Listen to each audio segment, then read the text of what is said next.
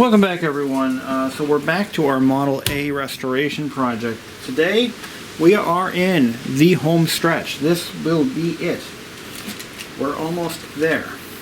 So I placed an order for some replacement parts from antiquebriggs.com and they pulled through just as always. We've got a brand new fuel filter / particle separator. Unfortunately, this is a Taiwanese made part, but it doesn't say made in Taiwan on it, so whatever. As you all may realize from my last video, that the original OEM, well, maybe a replacement from back in the day, Tillotson fuel particle separator, fuel filter separator, whatever you want to call this thing, it is damaged irreversibly. It is junk. So, and what happened to this part? Well, like I said before, this was the victim of Rust-Oleum Rust Dissolver. It's a liquid bath. I thought it would be just as good, if not better, than maybe Evapor-Rust, but I was dead wrong. It actually dissolved this part like an Alka-Seltzer tablet, although a little bit slower than that. So we're going to have to salvage a few parts off of this. We're going to need this this nipple here, and okay, I'm going to need a couple of wrenches at my disposal, like the 7/16 number. Okay, so I'm going to salvage this this here nipple somehow. There we go. I've got some thread sealer to use. That should be right over here.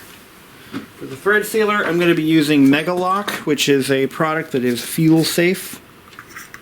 It's always important that you use something that's compatible with the fuel that you're using. Alright.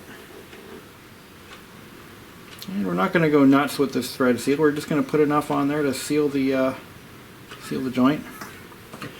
We're going to attach this to the out port. Okay.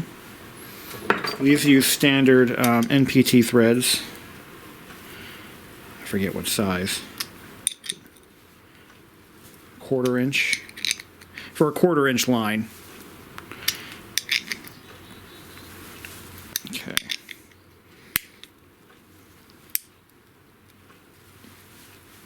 Get it nice and tight. Okay.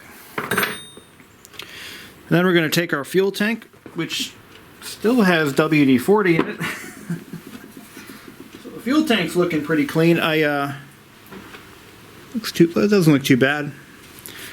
But I did soak it in WD-40 for, for pleasure. Alright, so I'm going to put the tank in the cradle upside down to make it easier to thread this sucker together here.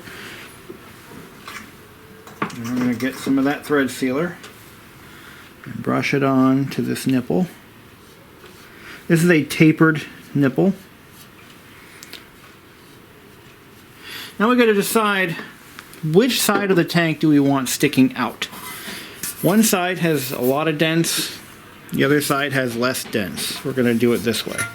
So we want the out port that way. Sounds like my neighbor is working on his house. Right now there is a road race running through my neighborhood. I don't know why. Anyway.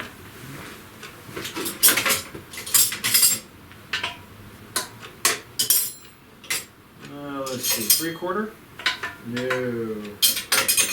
No. What's it gonna be? It's gonna be, it's not 5/8. 11/16. No. None of the above. Not 3/4. What size are we dealing with here? 13/16. Excuse me while I figure out what size wrench this needs. Okay, there we are. Alright. Before we secure the tank in place, we've got to get our fuel line routed. connected at both ends. And we can play. Because the fuel line does not seal with threads, it seals with these brass fittings. Okay, so it's all hooked up. Let's strap the tank in.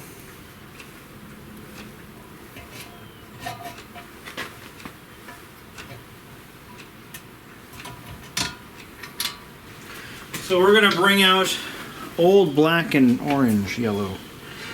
This screwdriver has been with me since I was 8 years old. Hard to believe. This screwdriver is like Annabelle. No matter how many times I throw it out, it still reappears in my toolbox. I'm pretty sure I've thrown this screwdriver out many times over the years, because it's missing, I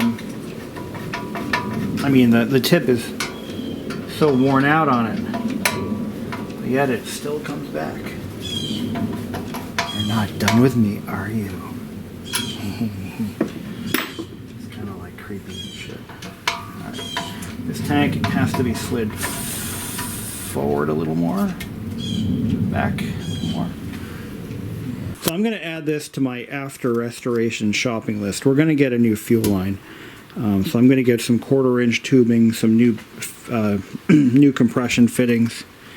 The line is too short because it's already been modified for that other unit, so it doesn't quite make it. So what it's doing is it's impeding on the throttle connection. So, you know, it'll work for now, but I'm gonna change that out.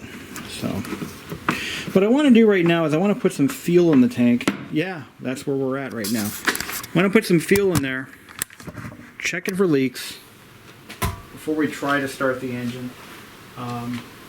So, we can get some gasoline. I've got the fuel shut-off turned off right now. So let's just see if we have any fuel leaks. If we do, we'll have to adjust course accordingly.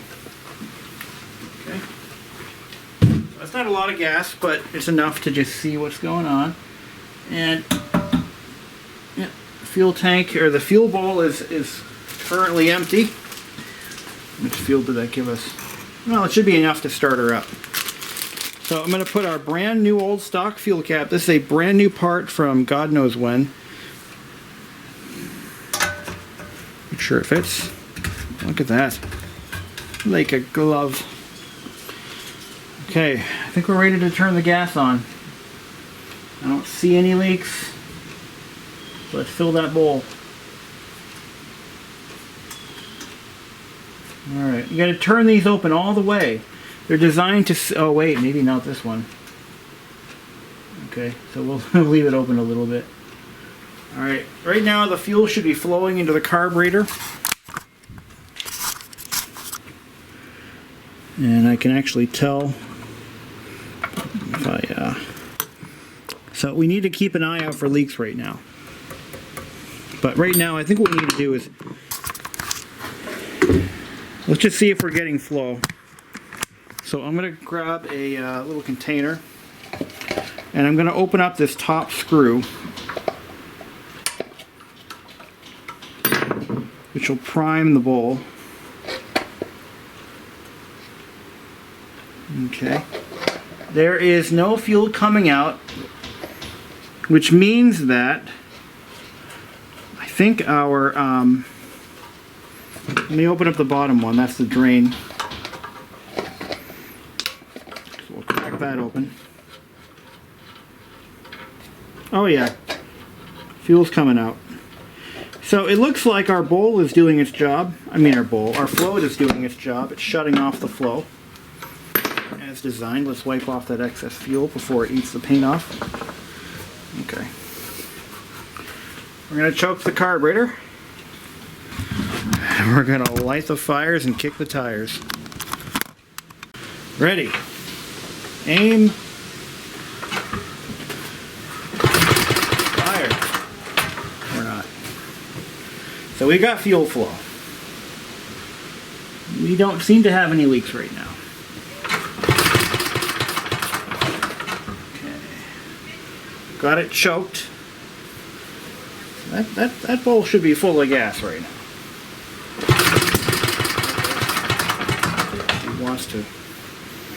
She wants to go.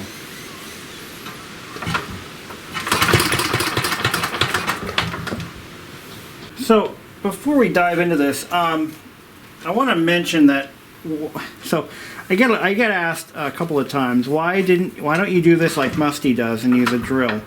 Well, good question. Because there's nothing to attach a drill to on this engine. Absolutely nothing. Nothing at all. So let me crank this down a bit. It ran for just a couple seconds, but we're getting somewhere at least.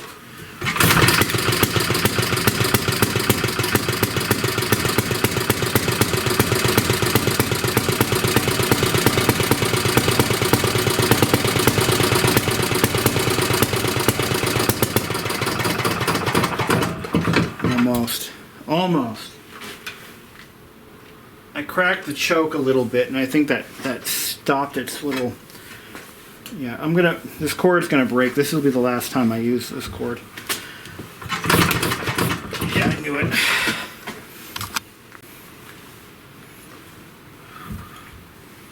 We're getting somewhere.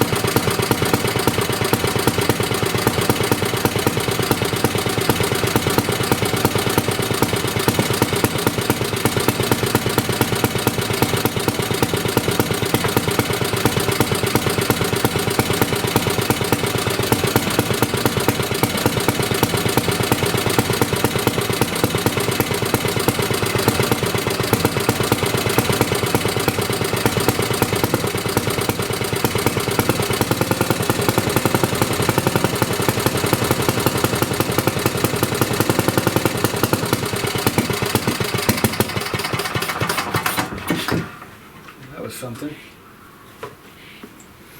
That was something, huh?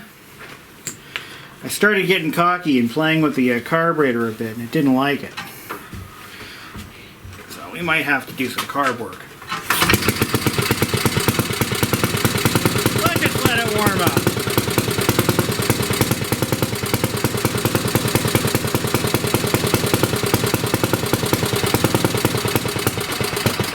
As soon as I pull the choke off, the instant I pull that choke, it wants to die. So we've got either a massive,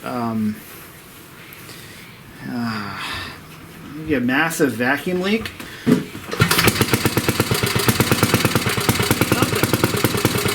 Something's going on.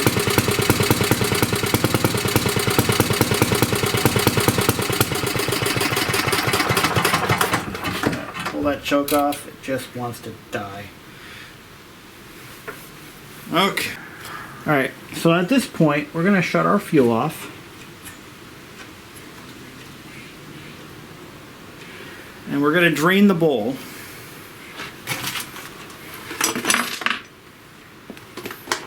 Put this tray under the carburetor. We're going to pull the carburetor off, and we're going to check it for any obvious signs of any clogged jets or something. So I got to drain the carburetor, disconnect the fuel line.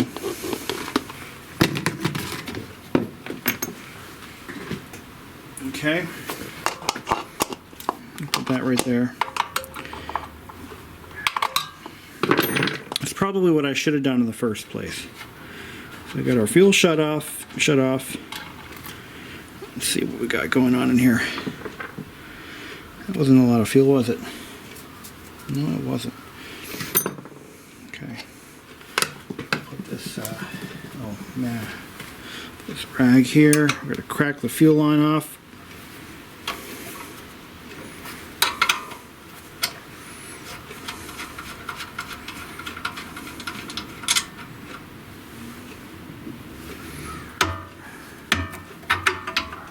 Put that aside. And we're going to pull the carb off the engine.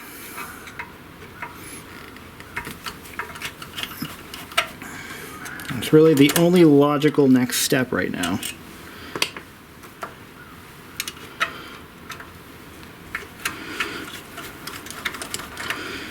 Alright. Now I suspect we got a vacuum leak. Yeah, I think suspect is really not the word right. I know we do. The question is, what am I going to do about that vacuum leak? That's the question of the day here. Still some fuel in there, which would explain why. Ugh, this won't disconnect. Come on, get in there. Disconnect, you Almost there. Almost there. Come on. Release you. There we go. Here's our carby. Say hi, carby. What ails you, Mr. Carburetor? Well, I haven't run in 40 years, and now all of a sudden you want me to run. The hell? I was sleeping behind that shed for Christ knows how long, and now you want me to run. Screw you. So this pipe is this is our intake pipe. It's very loose fitting, and that's not cool. I'm thinking we're needing to put some kind of a sealer. And since I'm gonna try the thread seal and maybe put some of that on there and see if that makes a damn hell ass of a difference. Well, we know one thing for sure. Our float works. We don't have any fuel leaks yet. And that's often half the battle, getting fluids to stay where they're supposed to be. Alright, let's take this apart. See if there's any debris down in here. Don't see any. So there's our float. It did its job. Good float. Okay. What I want to do is separate the fuel bowl from the carburetor tube.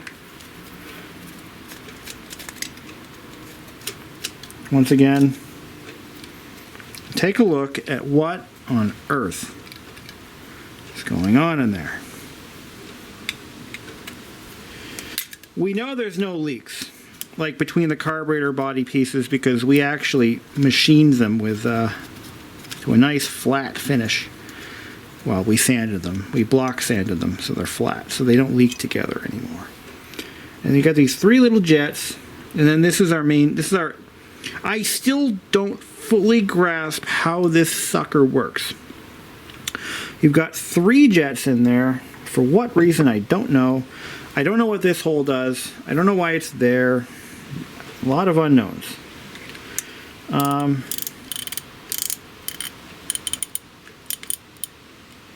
There's our needle valve. This looks pretty clean, but we're going to take the air compressor to it anyway, and we're going to clean all this out. Just blow it out. There's our needle valve. I don't think it's damaged. Who knows? Let's just see what we can do. So a massive intake leak would explain a couple of things. It would explain the fact that it only runs on full choke. So I'm going to go on that hunch right now. And like I said, I don't know what they would have sealed these joints with, you know, in the 30s, but I need something thick that's fuel resistant that will probably resist the advances of the gasoline. But I clean these ports are very clean. I mean, they're not polished or nothing, but I don't see why that would be a problem right now. And our needle valve, it needle valves, it does something. You know, it does nothing better than something, right? And the tip is a little, yeah, it's good. Alright. Now, if I need a carburetor for this engine, all hope is not lost.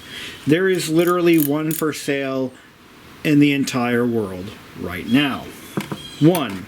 Just one. Yeah. Okay, so as far as I can tell, our fuel inlet is somewhere down here at the bottom of this needle valve seat. That's our fuel inlet, okay? And that receives its fuel from this hole down here in the bottom of the bowl. If you look carefully, that appears to be where that how that hole was drilled in. And this needle valve is where the fuel is allowed to rise up this way. Okay. Now these three other holes, I don't know why they're there. I don't see anything that they might connect to. There's no other ports on this float or nothing like that. It's kind of baffling, actually. I don't know what they're for. And this is an idle adjustment. That's what it says in the book, although I'm not sure how that works. It's just a small little port. I don't know why it's there. I don't know what it does. So it's interesting. You know what I think I know what this. I think I figured it out. This is a tiny little air nozzle or air inlet. And what it's doing is it's allowing a small amount of air through here, like a bypass. So this is your air bypass. That's what those are. And we need to clean those out. Let me take the air compressor to that port as well. Now let's think about this longitudinally. If there's fuel in the bowl, it's going to come out through here. Now, because if you look at the other side of the carburetor, this port is blocked off. This is where they drilled the hole through, okay? So that's where they drilled the hole from one side to the other. And then they ran and drilled down this way, which interconnects with this hole. And there's your fuel mixture adjustment screw. This carburetor looks like shit. I'm going to be honest, I'm not happy with how it came out when I tried to clean it. But, and again, but as far as this being an air bypass, I'm not even sure about that because, man, this makes no sense. I don't know. I really don't know. I've had a lot of carburetors apart, and they made sense to me. This is the first time I've ever had a carburetor that I genuinely don't know how it works. I mean, if I studied it long enough and thought about it and ate my Wheaties, I'd probably figure it out. Wheaties is brain food. Just kidding. But this is the first time I've genuinely been baffled by a carburetor design. I mean, this predates anything I've ever worked on before. But I'm usually pretty good at figuring things out, you know. I mean, I'm not a dumbass. Well, okay, that depends on who you ask, but I mean, it doesn't make any sense to me. But, okay, so we want to start this guy off at 1 complete turn and a half or so. That's a good starting point. Okay. So we don't have any clogged ports. We definitely have an intake leak.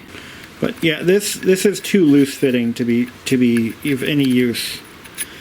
I think what they would have done is they would have used solder at the factory. Maybe.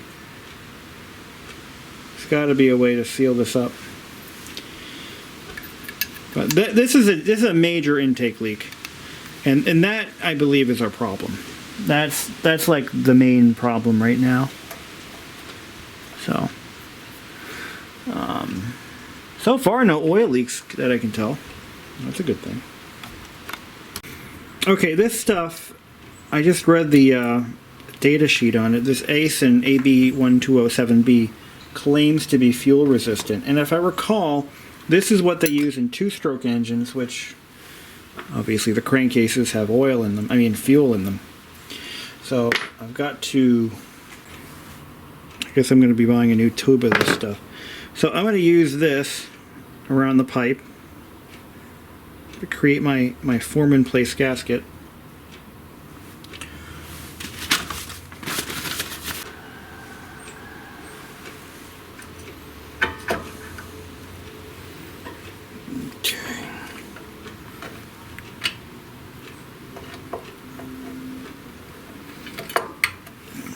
Come on now. Come on. Come on, you.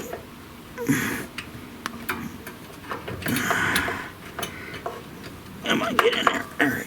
It's a tight fit.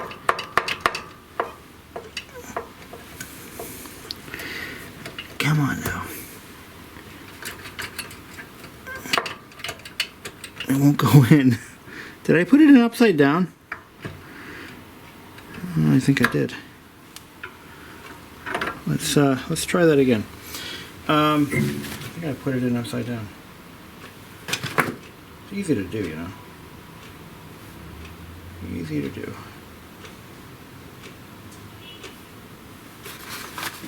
Maybe the... See, this is such a messy job. Yeah, I did. Okay, there we go. Alright, now we're cooking. I'll just get it rotated just right so the carburetor drops in where it goes. There we go. And just clean up the excess. It's already starting to cure. This stuff is very fast. It really does cure fast. Okay. So I want to show you something. Right here is the overflow for the bowl. So if the float ever fails to seal, and it will, this is cut deliberately to allow the fuel to flow out. You want to make sure that this is facing you. Well, it's on the outer side of it, because you don't want it leaking behind the carburetor where you won't see it. Little tip for the day. Here's our, look at this. Look at this thing. God. This thing is so... This thing is like 1930s to the max right here. This whole engine is just... It couldn't have been made in any other time period. 1930s is pretty much the only time they ever made stuff like this. You know, maybe in the 20s, but by the time the war hit and, you know, production costs had to be cut, you know, they started to cheapen things out a bit. Of course, mass production, you know, because of the booming, you know, the booming economy, people were buying houses, of which I live in one of those houses that was built, you know, after World War II. You know, people were buying lawnmowers, they were buying all kinds of things. And I forgot to put this freaking screw in, and the only way I'm going to be able to get to it is if I pull the flywheel shroud off. I just realized that. I don't want to go back and do this again. So we're going to continue steam ahead, and I'm going to pull the flywheel shroud off, and I can get to that other screw. Removing the shroud allowed me to get my fingers in there to thread this on, and then I took a pair of needle nose pliers and kind of tightened it a bit. Oh, this is still finger tight, so that's going to cause a problem when I turn the fuel back on, won't it? There we go. Okay, so we got to wait a couple hours for this sealant to do its thing. I've got to get a new fuel line. That's on my list. I'll get I'm going to get a fuel line bender too, so I can make the kinks just right. All right, I've given it at least an hour to cure. That's not enough, but I think what I'm gonna probably do is get some. There's a Loctite product that is meant for fuel exposure, and we might give that a try. So let's turn the fuel on and see where we're at. Okay, fuel's on. Let's see what's going to shake loose here. Choke is on. Fuel is on.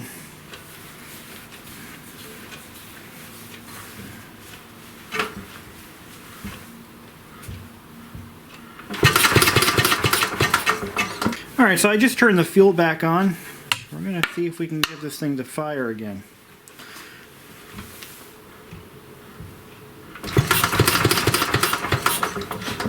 I want to make sure that you get it at the back end of a compression stroke, by the way.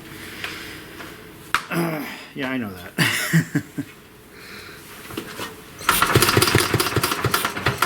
Not a thing. Let's open the fuel a little bit more.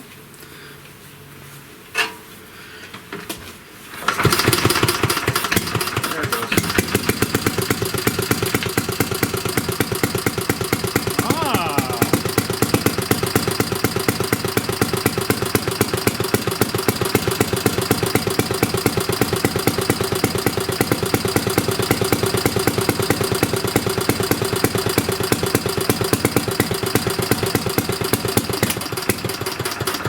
As soon as I crack open that throat, it doesn't want to run. It will not run off with the choke off. Still. And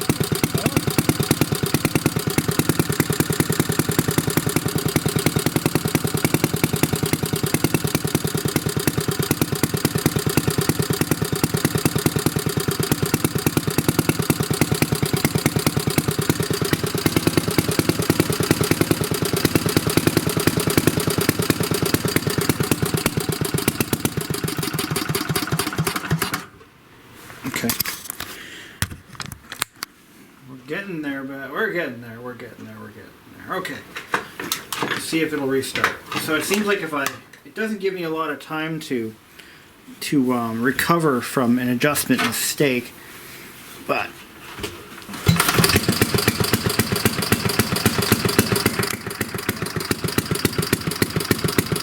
see, the governor is doing its job. It's running too rich. See all that smoke?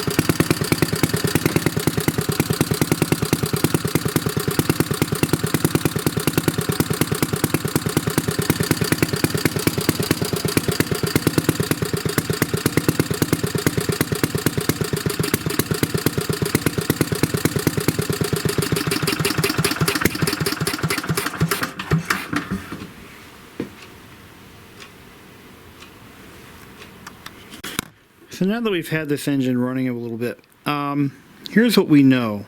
It's not flooding, but it's running rich. And I'm noticing what looks like rust deposits appearing in the spark plugs. So, no, that's not normal. It could be something in the fuel line from, I didn't clean that fuel line out, and I probably should have. No, it's not flooding or anything. But I can't get it to light off this time. It appears to be once again, we're back to fuel delivery problems. I mentioned earlier there's one carburetor on planet Earth for sale right now for this engine, and it appears to be one that was totally refurbished. And I'm almost tempted to buy it because I'm wondering if possibly, well then again, the carburetor is not broken or anything. There's nothing wrong with the carburetor. It's just, I don't know, like, if it were any other engine, I'd be replacing the needle valve right now. That'd be one place, just kind of give it a refresh. And let's get it past this.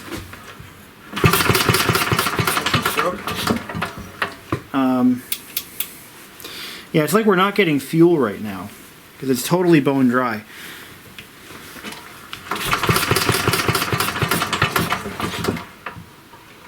And once again, it only wants to run on full choke. Full choke, not even half choke, full choke. I can crack it open a little bit now, though. Which previously wouldn't have worked, but now it does.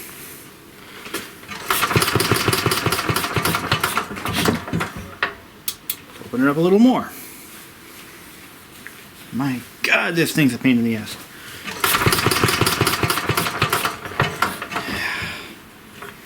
It's one thing to fix a 1960s. See, there's another rope. The rope broke again.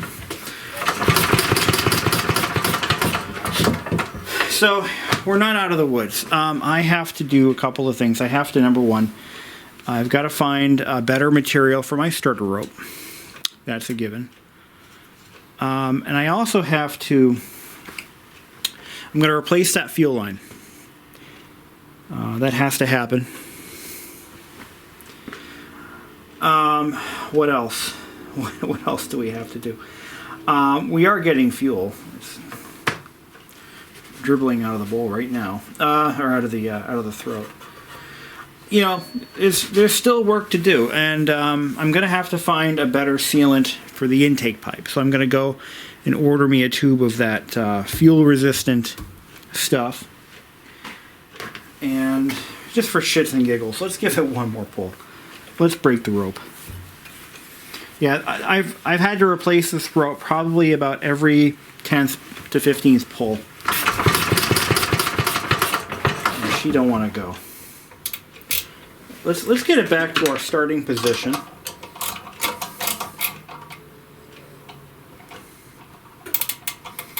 One and a half turns out.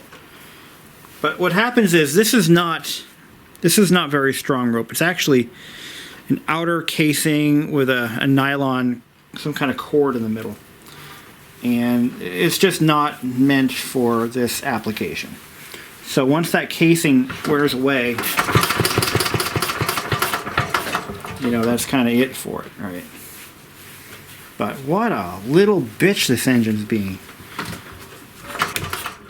It really is. It's pissing me off, which is why I gotta stop. Look, we made some progress today. We got it running to a more predictable state, but we're still not out of the woods. This carburetor still needs help, and lots of it. I gotta take this.